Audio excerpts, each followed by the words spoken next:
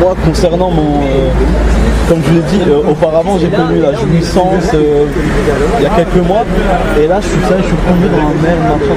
Qu'est-ce que vous me conseillerez pour... Le problème, si vous voulez, c'est qu'il n'y a rien de pire que l'impatience narcissique. L'impatience narcissique, je fais un bond. Et puis après je bute, je redescends. Il faut trouver la continuité. La constance. Voilà. Et là, la constance, il faut être très humble. Moi je dis toujours aux gens, mais je n'ai aucune originalité. Je transmets celle de la terre.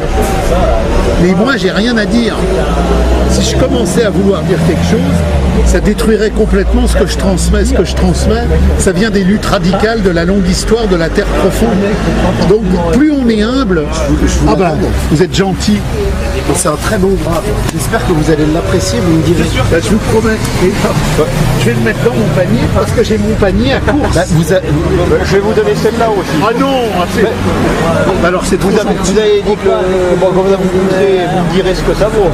Écoutez, c'est trop gentil. Ce soir, on va boire quoi? Tout le monde lui donne des bouteilles. On va en acheter. C'était pour ce soir, mais voilà, si vous voulez, le truc c'est plus je suis humble, plus je suis riche. Moi je vais vous dire un truc tout bête. Je ne vais pas vous raconter ma vie. Je l'ai dit à plusieurs personnes, dans ma jeunesse, il y avait une conflictualité dans le couple qui était constitué par mes parents. Si j'avais pas eu le déclic historique, je me serais dit putain merde, entre mon père et ma mère, il y a ça. J'aurais commencé à culpabiliser, le couple va pas, etc. J'ai tout de suite tilté, je me suis dit mais c'est pas le couple, c'est l'histoire du monde. Alors dans ma petite tête d'enfant à 12 ans, c'était pas conceptualisé, mais déjà il y avait l'instinct. Je vois ce que je veux dire. Donc je me suis dit mais faut surtout pas que tu rentres dans cette histoire-là du point de vue du petit trou de la serrure, faut que tu rentres dans ce truc-là du point de vue de la grande ouverture du monde. Et donc, chaque fois que vous avez une expérience difficile, chaque fois qu'il y a un blocage, il faut vous dire, il ne faut surtout pas que je rentre dans ce truc-là par le petit bout de la serrure. Il faut que j'y rentre par le grand trou du monde, là-haut, la réalité historique universelle. Et c'est par l'universel qu'à chaque fois que je résous. C'est-à-dire que tout ce qui vous arrive à des millions d'êtres. Il y en a qui vivent en Australie, il y en a qui vivent au Canada, il y en a qui vivent en Afrique. Mais on a tous la même histoire. Et donc c'est parce qu'on rentre là-dedans avec humilité en se disant on est tous pareils dans le grand fracas du monde qu'on commence.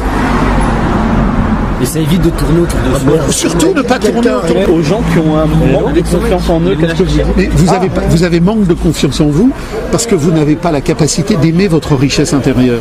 Il faut se détester narcissiquement, c'est-à-dire mon jeu narcissique, il faut le mépriser. Mais par contre, il faut comprendre qu'il y a en vous une vraie richesse. Et elle, il faut l'aimer, il faut la valoriser. C'est-à-dire qu'il y a deux jeux. Il y a le jeu narcissique du spectacle marchand, de la merde contemporaine, de l'ultra-gauche à l'ultra-droite, la merde qui veut gérer la pourriture contemporaine. Puis il y a votre vraie richesse radicale, ontologique, sacrale, qui, elle, n'est pas marchandisable. Elle n'est pas assujettissable au cosmopolitisme de la marchandise. Elle est pure. Elle n'est pas atteignable. Donc c'est ça qu'il faut creuser. Et si vous creusez ça, vous commencez à respirer. Vous n'êtes plus une merde circulatoire marchande. Ni Juppé, ni Le Pen, ni Hollande, ni le front de gauche, ni le front de droite. Toutes les merdes du capital, elles sont balayées. Vous respirez. Vous êtes un vrai être debout. C'est vrai, c'est vrai. Tout est là. Et quand les hommes vont enfin marcher debout au lieu de ramper par terre au cul des pouvoirs de l'aliénation, ils vont retrouver la vraie circulation du souffle. Mais tout est en vous. Mais on nous a tellement appris le dressage, la domestication, l'aliénation, qu'on ne sait même plus ce que c'est que d'être debout. Un être humain debout, ça n'existe plus. Il n'y a plus de décap-pattes.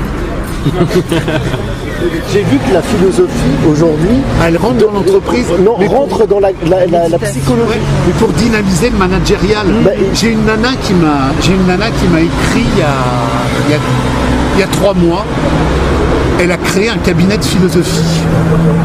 Et alors elle me dit, voilà ce que je fais, j'interviens dans les entreprises pour dynamiser le manager. Donc je lui dis, mais c'est pas ce que je fais du tout. Quand ça se passe pas bien, il faut restructurer. Mais si vous voulez, en fait, il y a un truc qui est à la mode.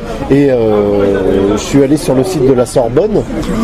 Ils sont en train de valoriser la philosophie comme méthodologie psychologique. Et donc du Parce coup, que la psychologie et la Oui, c'est ce qu'il psychanalyse avait sont en mis, pleine faillite. Ouais, c'est ça, Donc ça marche pas. faut préparer un relais. Un renouveau. c'est totalement ça. Mais ça Il butera de commence toute à faire de façon. la philosophie radicale un Ah ben, pas sujet du tout. d'analyse. Mais pas du tout radical. Mais du coup, Ils pas prennent radical. de la philosophie, mais qui doit justifier la psychanalyse. Moi, un jour, j'ai Philo Magazine qui a voulu m'interviewer, j'ai refusé. Vous connaissez cette revue Philo Magazine? Ouais, bien sûr. Allez voir ce Ah ben que c'est pourriture. C'est Enthoven. Vous avez le vu mec qui a couché Enthoven avec la femme et son père aussi il a couché avec la même. Ah Tout le ouais. monde couche Ah avec ouais, tout. Vous d'accord. avez pas vu l'interview de Enthoven face à un mec qui lui parle de la question juive? Ah, mais c'est lui, Enthoven, ah oui, oui, d'accord, je regarde. Mais oui, mais c'est Mais vous trouvez pas que c'est problématique? Oui, mais. Ah bah il rentre le mec après. Bah, il est obligé, de toute façon, il est à la télé. Vous vous êtes jamais dit par rapport à tout ça, ça risque de me perturber, de me polluer? Vous êtes fort. c'est pas que je suis fort, j'aime ma compagne et j'aime mon chien. Et donc je suis inébranlable. Quand un chien vous lèche, c'est très bon. Ah mais le chien, vous pouvez pas vous imaginer ce que c'est. Il y a dans le chien une tendresse, une infinité, un amour incroyable. Mais alors, c'est très fort ce que vous avez dit, parce que vous avez dit il y a mon chien, il y a ma compagne. Non, j'ai dit ma compagne et mon chien. Après, Ma compagne et mon chien. Et il est titillant. Hein. Mais celui qui n'a pas la compagne et le chien, quelque part. Ah mais moi j'ai une patiente, j'ai une de mes patientes qui vivait avec un vampire. Un être de détestation abominable qui lui faisait souffrance, qui jouissait à lui faire souffrance. Elle avait perdu tout respect pour elle-même. Je lui ai dit, avant de recommencer à rencontrer les humains, commencez à rencontrer votre corps dans votre espace. Prenez un chien. Et elle a pris un chien, parce que le chien ne vous trahira jamais. Contrairement à un homme ou à une femme, le chien ne vous trahit jamais. Il n'y a pas de spectacle narcissique chez un chien. Il est entier. Grâce au chien, elle a repris confiance. Il la battait. Elle était très belle, mais il lui avait dit que t'es une merde. Elle arrivait à se croire laide alors qu'elle était belle. Elle était au degré ultime de la déchéance. Grâce à ce chien, elle a réappris dans les balades en forêt. Alors je lui ai dit, le chien ne sera pas une béquille. Il ne faut surtout pas que vous fassiez de ce chien une béquille. C'est un compagnon de lumière. Et grâce à ce chien qui était compagnon de lumière, elle a retrouvé confiance en elle. Et maintenant, elle est en capacité d'avoir une relation amoureuse avec un homme. Mais s'il n'y avait pas eu le passage au chien qui lui a redonné confiance aux sources de la terre, reproduire ça. voilà. Et donc le chien, c'est très important. Parce que le chien, c'est une infinie pureté. Mais puis le chat, Ah, moi, j'ai un chat, on a 2 chats. Ils sont adorables aussi, mais c'est pas pareil. c'est pas la même chose. Vous avez parlé de l'esthétique là, vous avez dit. Non, reviens au cette chat. femme, elle Oui, est oui, le belle. chat. Oui, elle est belle. Mais, Mais elle croyait qu'elle était laide. ce que Il je lui veux dire disait, par t'es rapport- moche, ce que t'es je veux moche, dire t'es par une rapport grosse à ça, conne. c'est que quand on est dans sa jouissance, on cherche la femme de jouissance, on cherche pas la femme belle. Il n'y a plus d'esthétique. Oui, mais la femme est belle, pas parce qu'il y a une harmonie statique. Elle est belle parce qu'elle est riche, parce qu'elle est mouvement. Vous avez des femmes qui, du point de vue des critères esthétiques purs, sont moins belles que d'autres. Oui. Pourtant, elles sont plus belles que d'autres parce qu'elles ont une illumination intérieure. Donc, le point central de la beauté, dit Marc dans l'introduction de 57, c'est l'illumination de l'harmonie intérieure. Et alors le chat par rapport au chien? Alors le chat d'un point de vue hegelien, c'est de l'en-soi. Il n'a pas besoin de sortir. Je peux rester dans mon appartement pendant 15 jours, mon chat, il n'a pas besoin de sortir. Par contre, le chien a besoin de sortir. Donc en me faisant sortir dans l'espace, il me fait sortir de mon enfermement dans l'enclosure de l'espace. Si je pars pendant 2 heures avec mon chien à marcher, quelque part, je me mets en mouvement du monde. Si je suis avec mon chat, c'est merveilleux. Moi, j'adore les chats. J'ai 2 chattes, elles sont adorables. Mais on n'a pas le même mouvement du sortir. Le chien est au chat ce que le verre de vin est au pétard. C'est ça? Quelque part. Il y en a qui disent les chiens ont des maîtres et les chats ont des serviteurs. Ouais. Mais moi, ma chienne, elle obéit pas. Hein. Et j'ai jamais voulu. Ma femme me disait, mais il faut la dresser, c'est pas possible. Je dis, on ne la dresse pas. Elle est belle, elle est bordélique. Moi, j'ai des gens. J'ai une nana qui était flic, elle était culpabilisée, elle avait honte. Je dis, mais vous êtes flic, mais c'est bien moins ignoble que d'être un stick. Vous, éventuellement, vous tapez sur la tête des gens avec une matraque matérielle. L'instit, il est bousille avec une matraque intérieure du matin au soir. Un instit, c'est pire qu'un flic. Bah l'instit, vous dites quoi alors? C'est moins pire que... Non mais parce que c'est bizarre un peu. C'est-à-dire qu'en fait, même l'instit, à sa manière, il y a des instits qui sont pas du tout dans les normes. Ah bah c'est vrai, il a raison. Donc il y a des instits qui font le minimum, puis il y a des instits fous. J'ai vu que, comment il s'appelle, Laurent Deutsch. Laurent Deutsch, il va faire une conférence sur l'histoire de France et les Gaulois. Il y a 2 connards du front de gauche qui disent fasciste, fasciste, interdiction de la conférence. Parce qu'il fait enseigner l'amour de la France. il fait aimer l'histoire de France. C'est des profs, hein. C'est des profs. Ah non mais c'est fantastique quoi. Alors là par contre, là vous avez un truc génial, je sais pas si vous le savez. Le samedi, Demain, le marché aux livres. ouais, le marché aux livres. Le samedi et le dimanche, vous avez le dernier grand marché aux livres de la région parisienne. Donc là vous trouvez du Faurisson, du Marx, du Engels. Là, On coupera ça au montage. là, vous avez tout. Là, donc c'est le dernier grand marché aux livres d'occasion. Vous trouvez des encyclopédies du 19e siècle, vous trouvez des atlas. Et alors, tout est d'occasion, donc c'est à prix réduit. Le samedi et le dimanche, vous avez des trucs incroyables qu'on trouve nulle part ailleurs. En plus, les gens, On trouve du Rosa Luxembourg, on trouve des... Alors ce qui est très marrant, c'est que à droite, vous avez plutôt ce qui est facho, à gauche, vous avez plutôt ce qui est gauche et extrême gauche, et puis après, vous avez des trucs d'opéra, de musique, mais on trouve tout, et puis il y a même un coin enfant. C'est vraiment un truc, si vous êtes sur Paris là, pendant 2 jours, donc le samedi et le dimanche, là vous avez un des plus beaux marchés aux livres d'occasion de Il y a vraiment des très bonnes occasions. J'ai fait un entretien là, avec Sylvain Durin, le sang du père. Ah oui, oui. Et genre, à la fin de l'entretien, on commençait à parler de Faurisson et tout. Après, elle a dit bon. Et en fait, est-ce que dans des entretiens, à partir de là, et surtout à partir du truc avec Dieudo, là, vous avez parlé de Dieudo et après avec les prud'hommes, ça vous a causé des soucis. Est-ce que maintenant vous avez un peu plus de... Vous évitez de parler de ces sujets-là ou... Mais c'est pas stratégique. Si vous voulez, c'est pas un problème stratégique, c'est que la seule chose qui m'intéresse, c'est la lutte des classes. Donc, parler de Dieudonné, parler de Faurisson, parler de la Syrie, parler de l'Algérie, parler des Grecs, parler de Jésus, ça m'intéresse dans la perspective ontologique de l'émancipation humaine. Mais ce qui est important, c'est pas le sujet dont on parle, c'est la perspective à partir de laquelle on ouvre le chemin de l'infini. Certes, mais pour vous, ça a des conséquences individuelles quand même assez... Mais d'ailleurs, il y a un truc récemment qu'on a fait là, sur le coup d'État en Turquie, là, et après on parlait de l'ultra-gauche, et vous avez parlé un peu de Pierre Guillaume. Oui. Comme quoi toute l'ultra-gauche lui est tombée dessus. Bien sûr. Donc bon, c'est-à-dire qu'en fait, si on ne vous pose pas la question, vous n'allez pas d'y démarrer par Faurisson, mais bon... Le problème, c'est que le sujet, c'est pas Faurisson. Le sujet, c'est du point de vue de la lutte de classe, et c'est pour ça que c'est intéressant. J'ai une patiente qui m'a dit, mais il est vachement bien, Bou, parce que il a mis le texte de Bordiga sur Alibi, le grand Alibi. Ouais, mais d'ailleurs, c'est pas lui. Hein. C'est de Bordiga C'est ou d'Amel. Axel Rad? Axel Rad. Ouais, un français quoi en fait. C'est le Parti communiste international, le truc de Bordiga, mais c'est pas... Comment vous faites pour vivre toute votre vie à Paris quand même? Et moi, je veux pas vivre à Paris. Moi, j'ai qu'une envie, c'est de vivre à la campagne. Mais le problème, si vous voulez, c'est je vais fermer probablement le cabinet là, parce que j'ai de plus en plus de gens avec qui je bosse par Skype. Mais par exemple, quand il y avait la grève de la SNCF, je voulais participer aux assemblées générales. Quand il y avait la grève dans les banques, je voulais participer. Si je vais dans ma campagne profonde, il n'y a pas de grève. Donc quand il y avait des grèves ou des trucs, j'allais dans les assemblées générales discuter avec les salariés. Alors, je dirais dans la même perspective, vous devriez aller à Nuit Debout pour parler avec eux, non ? Non, Nuit Debout, ça m'intéresse pas parce que Nuit Debout, c'est pas des prolétaires. Ouais. Nuit Debout, c'est les futurs flics des prolétaires. C'est les bobos couches moyennes abrutis. Qu'est-ce qu'on pourrait faire, qui sont pas du tout dans l'activité. Et d'ailleurs, qu'on met allé, quoi, votre discours, enfin, il a un écho, ça appelle quand même quelque chose en eux, parce que ça, il y a beaucoup de gens. Moi, je vois mon boulot, les gens parlent de la commune de Paris, tout ça, tout ça,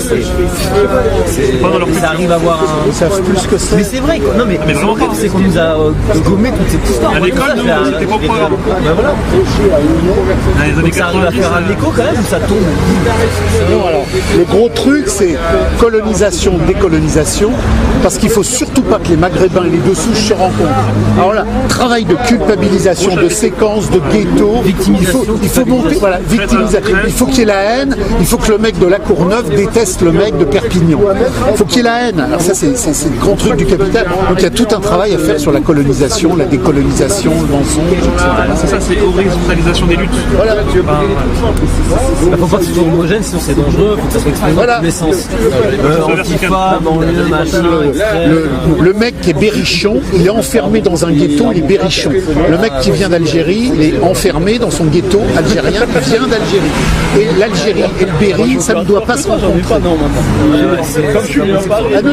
Je voulais vous poser une question qui est simple, mais qui peut demander du temps au niveau de la réponse. C'est pour vous, si quelqu'un vous dit le capitalisme, ça démarre quand? Les gens disent 18e. Après, d'autres vont dire c'est la première grande action capitaliste, c'était la traite transatlantique, donc 16e siècle. Marx répond clairement, le capitalisme démarre dans la révolution urbaine médiévale du XIIIe siècle italien. Florence. Voilà. C'est-à-dire qu'il y a de l'argent dès le néolithique, mais au néolithique, l'argent qui se développe jusqu'au XIIIe siècle, c'est quelque chose qui est... C'est pas une centralité, c'est-à-dire qu'à un moment donné, il y a des excédents commercialisables. Mais les excédents commercialisables, ça veut dire que c'est périphérique. Par contre, dans la révolution médiévale italienne qui va conduire aux foires de Champagne, c'est plus un excédent, c'est une centralité. Ça devient le centre. On met les gens dans la main. C'est-à-dire que les paysans, avec la déstructuration du mode de vie communautaire, à un moment donné, en plus d'être paysans, ils se sont mis à filer chez eux pour des tisserands. Mais au XIIIe siècle, on dit aux paysans, ça y est, on va vous mettre dans un atelier, vous êtes tous, et ça commence là, vous devenez tisserand. C'est la spécialisation, c'est la division du travail. Voilà, la division du travail urbaine, le mec il est tisserand, il est plus paysan tisserand, il est tisserand. Et ça c'est le XIIIe siècle. Et ça c'est vraiment le capitalisme. Voilà. Alors ça commence avec l'Italie, après c'est les foires, le Rhône, ça remonte vers Lyon, les foires de Champagne, ça monte vers Amsterdam, c'est toute la grande révolution. Et Marx dit ça va passer de l'Italie méditerranéenne à Amsterdam, et après ça part en Angleterre, puis après ça part aux États-Unis. C'est-à-dire qu'il montre le déplacement des plaques tectoniques de la marchandisation. Et c'est le XIIIe siècle. Marx dit la naissance du capitalisme, c'est le XIIIe siècle. Et ça, c'est le voyageur. Ok, comme ça c'est clair. Faut le démonter. J'entends, il parle de quelque chose. Sujet tabou. Et il était au moins une dizaine de groupes. Je sais plus, Constat, PIC, tout ça là. Tout ça. Et c'était vraiment une minorité de gens à parler de ça. Mais il a été distribué à 60 000 exemplaires. Hein. D'ailleurs, si tu regardes sur Wikipédia, l'ultra-gauche, elle est morte là. Bah, le site, enfin, la page ultra-gauche, dans les années 70-80, ils parlent un peu de ça. Ouais. En mode, c'est les méchants de l'univers, et après, bon, l'ultra-gauche, il n'y a plus rien. Après, c'est l'extrême gauche. Pro-immigré. Et aujourd'hui, il y a ce qu'on appelle les enragés antifa, c'est un espèce de truc d'ultra-gauche, mais c'est les antifa. C'est pas Bordiga, l'antifascisme, mais produit du fascisme. Non, alors c'est pour ça que la nana m'a dit il faut faire ces deux trucs-là. Parce que ça permet de liquider l'antifascisme par rapport à Barcelone 37, l'imposture, le prolétariat massacré par les antifascistes et les Espagnols. Puis deuxièmement, le truc sur la lutte de classe, ça n'a rien à voir avec les luttes immigrées, homosexuelles, femmes, permaculture, tout ce qui est pas. Moi, je lui dirais il faudrait faire vraiment quelque chose montrer que l'islam c'est du pseudonisme. Parce que vous voyez la notion de juste milieu de Proudhon. Et ça c'est un thème central dans l'islam. On nous dit toujours de juste milieu, de juste milieu. Et donc moi je me dis il y a une articulation à faire. Ouais, c'est possible. Bah c'est, de toute façon, pro-denisme, c'est... Ouais, c'est ça, donc... Tu peux mettre l'islam, tu peux mettre ce que tu veux. Ils sont tous vraiment, il faut la légaliser, il faut l'améliorer. Le problème, c'est jamais l'argent. Non, c'est comment c'est géré. Voilà, On peut dire que notre ennemi, c'est pas l'argent, ce sont les excès de l'argent. Ouais, pour redistribuer. Le problème, c'est qu'il y a plein de richesses, on vous le dit ça, mais il n'y a jamais autant de richesses, si vous, c'est le redistribuer, donc salaire universel. Et d'ailleurs, ce qui est intéressant dans l'islam, il l'a publié, je crois, Chris, c'est le texte de Engels sur le christianisme primitif. Il dit la circularité fermée de l'islam. Un groupement citadin acquiert le pouvoir et la richesse. Il stabilise. Il y a un Mahdi, les bédouins du désert qui disent il y a trop de richesse là-bas, c'est impie. On prend le pouvoir, on remplace les citadins et les bédouins deviennent des citadins. Et 20 ans après, il y a une nouvelle révolte. Et c'est à l'infini, mais ça ne change rien. Ça se révolte sur la religiosité. Voilà. Et alors le truc qui est vachement intéressant, c'est les Almohades et les Almoravides. Au Maroc. Au Maroc, les Almohades et les Almoravides se remplacent. Et les premiers critiquent les deuxièmes pour impiété religieuse. Et ils refont la même chose. Les Almoravides ou les Almohades, ils étaient austères, très très austères. Il y a même les Marocains qui, dans la mosquée de Meknès ou Fès, ils ont dû cacher les ornements pour pas que les rois se disent ah mais il va falloir détruire tout ça. Moi j'ai une question, c'est que j'arrive pas à comprendre, par exemple le débat entre Proudhon et Marx. Donc Marx répond à Proudhon. Comment des personnes, par exemple on va parler de Michel Onfray, c'est-à-dire qu'il dit qu'il a lu Misère de la philosophie, philosophie de la... En vrai, il n'a pas lu le texte de Marx. C'est ça que j'arrive pas à lu des comprendre. morceaux. Il dit qu'il a lu les deux textes et qu'il donne raison à Proudhon. Mais tout le monde Mais ment. comment c'est possible? C'est-à-dire que ça fait 200 ans que Marx... Mais non mais c'est son fétichisme. Marx dit... Il nourrit son fétichisme avec Proudhon, c'est tout. Moi j'arrive pas à comprendre les gens qui lisent. Regarde, parce que Onfray, il dit... Marx, il dit... Non, mais ils disent Marx, il est dans l'ironie, mais qu'il dit rien, vraiment... Il dit que c'est pas... Parce qu'en fait, ça les arrange de dire juste ça, parce que sur toute l'œuvre de Marx, c'est-à-dire que dans la réponse à Proudhon, il est un peu dans l'ironie et puis il est un peu dans la démonstration. Mais toute l'œuvre de Marx, il parle pas de Proudhon en fait, il parle du système capitaliste et sans même parler de Proudhon, en fait, ça démontre. C'est pas, on va parler de... Vous connaissez Yvon Quignou? Yvon Quignou. Non. C'est le grand spécialiste de Marx en France. Ah bon? Ah oui, c'est vrai, ouais, je vois. Il fait des conférences de plusieurs heures. Il dit des trucs intéressants. Mais oui, il dit des choses très intéressantes. Non mais tu sais quoi, il y a une conférence de lui sur internet. En fait, quand tu regardes, le gars, c'est exactement la page Wikipédia. C'est ça. C'est genre, non mais toute sa conférence, c'est la page Wikipédia, c'est le point A. Le point A, c'est le début de la page. Après, le point B, c'est le milieu de la page Wikipédia. Après, le point C, c'est la fin. C'est-à-dire que le gars, il se fait tellement plus chier. Yvon Quignou, je connais pas, mais on aboutit à quoi? À l'abolition de l'argent? Justement, non. Ah bon? Il dit l'idéologie allemande, c'est magnifique. Les textes qui ont été recouverts de Marx, et tout Marx, c'est magnifique. Mais il dit pas à bas l'argent. Il dit voilà, il faut réorganiser. Il est dans le projet. Je comprends pas, le mec il a tout lu. Le dernier texte politique de Marx, qui est quelque part son testament, la critique du programme de Gotha. Il dit que c'est magnifique. Bah oui, mais il dit c'est fini. Il peut pas y avoir d'État libre. Il faut abolir l'État et l'argent. Je comprends pas comment ces gens-là, ils en arrivent pas là. Je pense que quand ils lisent, quand ils voient le livre, ils voient quelque chose de plein. Rubel l'a Et très bien. Cousin, ce qu'il arrive à voir, c'est des sailles. Rubel l'a compris, il était très narcissique. Ah bah oui. Qu'est-ce qu'il était narcissique? Je suis le traducteur mondial de... Ah ouais. Ça lui était monté à la On parle de Mais, par exemple, vous avez vu, mais apparemment, il y avait votre directeur de thèse à l'interview où il y avait... La Bica. Chez Pivot. Il est sympa. Il est mort. Ah, Il est mort. Non, honnêtement, c'est de tous les staliniens que j'ai rencontrés, il n'était pas le pire. Ouais. Il avait une certaine honnêteté. Mais il avait un côté jovial, je trouvais. La Bica? Oui, sur le plateau et tout. Ah, mais je me rappelle plus, il était sur le plateau avec Rubel. Ah, je me souviens plus. Pivot. il faudrait qu'on vous l'envoie. Mais en fait, Rubel, il a un côté un peu austère.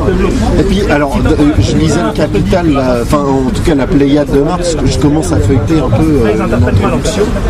Et dans l'introduction, Rubel, il dit j'ai déplacé ça là, j'ai mis ça à la fin, ça j'ai mis ça au début. Devenu fou. Rubel pensait mieux connaître Marx que Marx lui-même. Donc il s'est mis à déplacer les textes en disant ce serait mieux de faire comme ça. Par exemple, il a mis un chapitre, je vous ai craché dessus. Il a mis, Il n'avait pas de maladie. Crache à la gueule. il a mis un chapitre sur l'immigration tout à la fin. Alors qu'aujourd'hui c'est hyper important en fait. C'est dommage qu'il ait C'est un fait peu ça. un universitaire quelque part, Rubel. Donc, il est peut-être enfermé. Rubel, il était dans les groupes radicaux ouvriers, essayistes. Non, c'était un mec qui était dans une... Il a très bien compris que Marx, c'était l'abolition de l'État, l'abolition de l'argent, et que ça n'avait rien à voir avec le capitalisme d'État. Mais si vous voulez, si ma vie est sèche, si ma vie est triste, si j'ai plein d'angoisse et que je rentre dans l'univers de Marx, je vais y faire ma niche. Et je vais devenir fou, je vais tout positionner. Bah oui, je vais y faire ma niche. Ah oui, Il a fétichisé. à partir du moment où je fais quelque chose, je ne suis pas humble, je suis condamné à mort. Il faut toujours être humble. Rien ne vient de moi, tout vient de ce que je sais recueillir. Mais si je ne comprends pas ça, je deviens fou. Les gens, les gens ont beaucoup de mal à comprendre ça. Que ça vient pas de.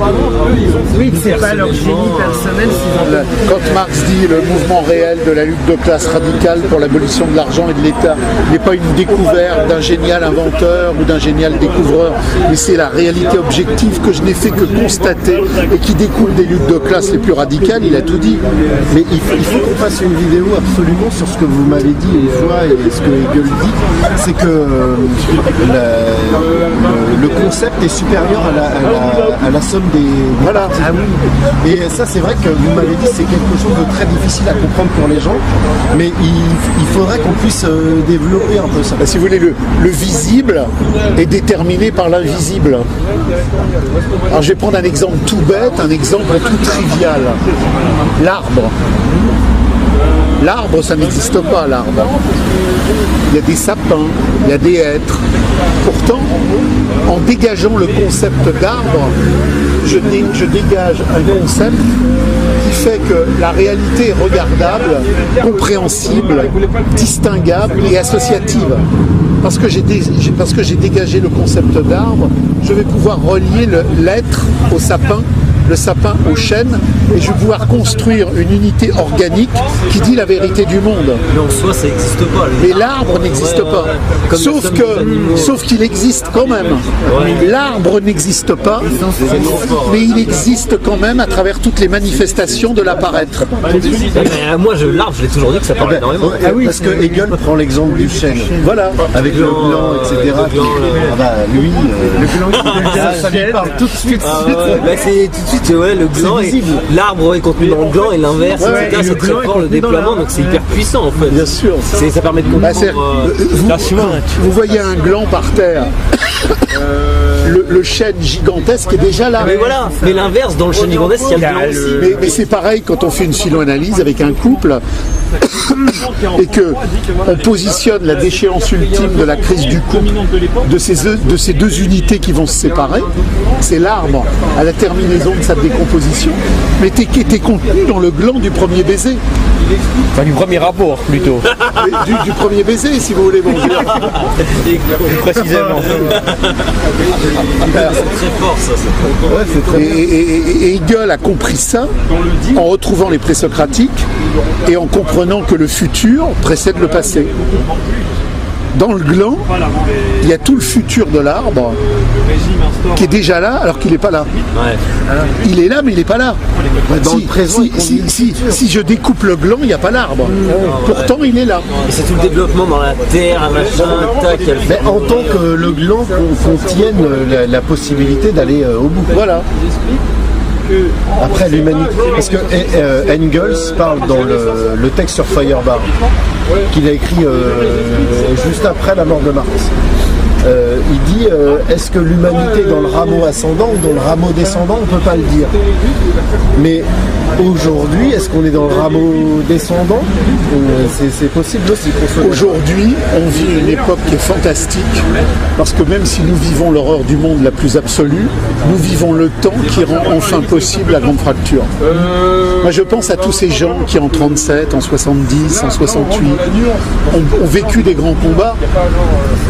Ils étaient est condamné à l'échec malgré leur énergie. Nous rentrons dans la première phase historique où tout va devenir possible. C'était les balbutiements. Voilà. Donc nous, on a une chance infinie. Le monde est horrible. Il n'a jamais été aussi laid. Il n'a jamais été aussi laid. Mais en même temps, Il y a un potentiel de. C'est le périgée. il est devenu fumier, il est devenu compost. Sur toute la pourriture du monde, la fertilité de l'insurrection devient envisageable. C'est très fort. Imaginons qu'un de nous, par hasard, se retrouve face à Zemmour sur un plateau de télé. Qu'est-ce qu'il faut lui pondre? Mais avec des types. Mais moi, si vous voulez, moi je suis très détendu. Moi, je ne sais pas si vous connaissez Henri de Lesquen. Oui. Henri de Lesquen, c'est mon adversaire absolu. Oui. Moi, je suis communard. Et lui, cet abruti, dit tout le temps, heureusement que Thiers a massacré les communards. Il dit tout le temps, il fallait nettoyer Paris. Mais je me battrai pour que Henri de Lesquen puisse s'exprimer. Je ne suis pas gêné parce que quelqu'un est... Moi, c'est pas que Zemmour me gêne, c'est faire avancer Zemmour. Voilà, mais si vous voulez, le truc, c'est que il faut... La vraie jouissance, elle n'a pas peur de l'antinomie. Moi, je veux dire que si quelqu'un me dit qu'il faut interdire à Lesquen de parler, je dis non, moi je suis aux antipodes, je suis communard, il est Versaillais. Non, mais après, Zemmour, mais je veux qu'il puisse il a son s'exprimer. fonds de commerce, tu vois. C'est vrai que à la fois, il est convaincu de ces trucs et il peut pas changer d'avis trop radicalement, sinon plus personne n'achète ses bouquins, tu vois. Donc il est un peu prisonnier de son personnage. Non, mais il y a aussi personne.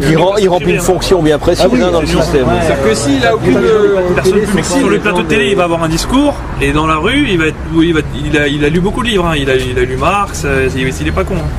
Non, parce que s'il n'a pas de notoriété, il peut changer d'avis et tout le monde s'en bat les couilles. Mais là, s'il change d'avis, il dit Marx a raison. Les lecteurs du Figaro. En fait, peut-être il faudrait lui dire, il dit déjà, le grand remplacement, Marx l'a positionné avant lui. C'est le meilleur français pour lui. Hein. Ouais, mais après, il dit quand Netanyahou dévoile des trucs en Israël, c'est génial. Ouais, bon, après. Excuse-moi. Comment vous expliquez que la pensée critique qui était allemande à l'époque de Marx soit passée par Hegel, qui devienne française, et aujourd'hui c'est c'est nous tous, ça passe par vous, mais ça devient français du coup. Non, c'est pas français, il y en a partout. Non, pas vraiment. La pensée critique intransigeante réelle, Moi, je pense que nous, au Brésil, il y en a elle est française. Aujourd'hui, c'est en France. Marx, à un moment donné... Ah oui, bien sûr. Ah, excusez-nous. Bonne journée. À un moment donné, dans la nouvelle Gazette rhénane, Marx parle des luttes de classe radicale qui sont en train de s'éteindre en Allemagne. Et il dit de toute façon, c'est le coq gaulois qui réveillera l'aigle allemand. Ah ouais? C'est-à-dire que du point de vue du fromage, du point de vue du vin, du point de vue des formations sociales, du point de vue de l'érotisme radical et du point de vue de la Commune de Paris, la France est le sémaphore du monde. C'est pour ça que c'est mai 68 qui a été le plus loin en France. Et c'est pour ça qu'on Salut vit mes amis. une époque anti-France. Merci. C'est pour ça qu'on vit une époque anti-France. Si vous voulez, vous prenez mai 68. Ah là oui, je suis parti de France. Vous prenez mai 68 en Italie, mai 68 en Espagne, ça bouge.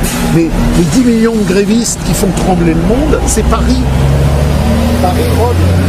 Oui, mais c'est Paris. L'Italie aussi, ouais. Et là, la grande frayeur, c'est que passé le jeu électoral de l'imposture présidentielle, mademoiselle, la radicalité ouvrière émerge.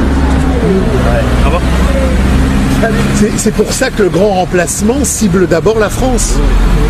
Mais Sanguinetti, par exemple, Oui. qui a été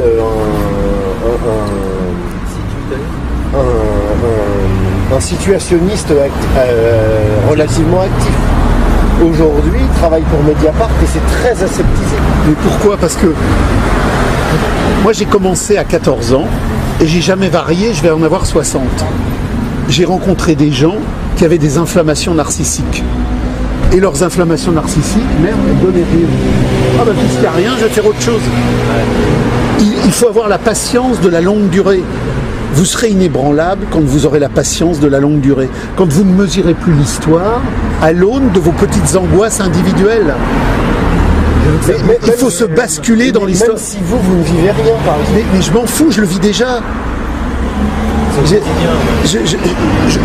J'ai su. Moi j'étais à la CNT. j'étais à la FA quand j'avais 14 ans. J'ai rencontré un ouvrier italien bordiguiste qui avait fait un tract qui distribuait à la mutualité anarchiste, jetez votre chemise, elle est rouge du sang des travailleurs. Et il distribuait un tract sur mai 37 Barcelone. Putain, alors c'est ça la CNT? Je me suis dit, faut que je discute. Et j'ai remis en cause, j'ai quitté la CNT, j'ai quitté la FA, et j'ai décidé de toujours avancer. Quand je rencontre une contradiction, je l'expertise, je l'analyse et je la dépasse. J'ai jamais fini d'apprendre. Quand les patients viennent me voir dans mon bureau, ils m'apprennent plein de choses. Et tous les jours, je me couche chaque soir plus rempli que je me suis levé le matin. Parce que je suis dans l'humilité de terre. Je reçois la richesse des autres. Là, on a parlé ensemble. Vous m'avez tous appris plein de choses. Et je continue à creuser, je continue à avancer. Et je sais que je ne changerai jamais. Ma mère me dit, mais tu nous emmerdes. Tu avais 12 ans, tu nous parlais de la Révolution. Elle est toujours pas là, la Révolution. Qu'est-ce que tu nous fais? Mais j'ai pas varié. Mais j'ai pas varié parce que je sais qu'elle est là et qu'elle avance. Mais elle ne peut pas avancer dans la dimension narcissique de ma petite vie individuelle. Ouais, bien sûr. Il ne faut pas être impatient individuellement, il faut être impatient historiquement en tant que force historique. Donc si on est humble, on est toujours heureux, on est toujours joyeux, et puis on n'est jamais désespéré parce qu'on sait que ça remonte. Et c'est ça. Mais non, mais c'est ça. Il faut s'inscrire dans l'histoire. L'histoire, c'est pas notre nombril. Sur la page de Facebook, j'avais pondu un texte à un moment. Mais pas moi. Non, mais où j'avais dit la marchandise, elle est en train de liquider l'économie et elle pourrait très bien fonctionner sans économie. Est-ce que je suis dans un non, c'est délire? pas possible. Parce que la marchandise présuppose l'achat et la vente. Donc c'est l'économie politique de la représentation, de la domestication. Tant qu'il y a marchandise, il y a économie. Tant qu'il y a économie, il y a marchandise. Salariat peut-être, salariat. J'avais dit, on va arriver Par contre, on peut imaginer dans l'économie politique de la marchandise moderne de la domination réelle, ce que Marx avait très bien vu, c'est qu'il n'y ait plus le salariat élémentaire, qu'il y a un salariat dilué à travers l'ubérisation et le revenu, mais le revenu universel, c'est pas l'abolition du salariat, c'est la forme paranoïaque de sa dissimulation. Mais justement, l'ubérisation telle que Attali l'a... Mais c'est encore du salariat. Moi, j'ai été conseiller prud'homme. Les gens étaient auto-entrepreneurs. Mais c'était du auto-entrepreneur factice. Ils pouvaient venir au prud'homme, demander au juge de requalifier et de montrer que puisque l'auto-entrepreneur est sous la détermination d'une entreprise, c'est un salarié déguisé. L'ubérisation, c'est du salariat déguisé. Non, parce que Chris, il en avait parlé un peu, mais je sais pas si Marx, il a... non pas... Si, il le dit très bien dans le chapitre, en parle un peu. Dans le chapitre 6, il montre très bien que tout ce qui était statique dans la domination réelle va s'élastifier en domination réelle. Donc tout va prendre des formes qui ne sont plus enfermées dans les codifications juridiques statiques, mais tout va se fluidifier dans un liquide informel. D'accord. Je suis obligé d'y aller parce que j'ai un rendez-vous. Il n'y a pas de souci. Donc, en tout cas, merci beaucoup. Donc je vous souhaite à tous une très très bonne soirée. Vous me direz ce que vous avez pensé. Je vous promets, je vous dis à bientôt. Puis pour la vidéo, vous me dites pour mardi si vous voulez. Merci bien. Hein. Bon, à bientôt. Au revoir et vive la vie. Il dit ça avec un sourire, les gars. Incroyable. Il t'en a mis. Franchement, c'est Matt, il marche tout seul. trop fort. T'as coupé, c'est bon?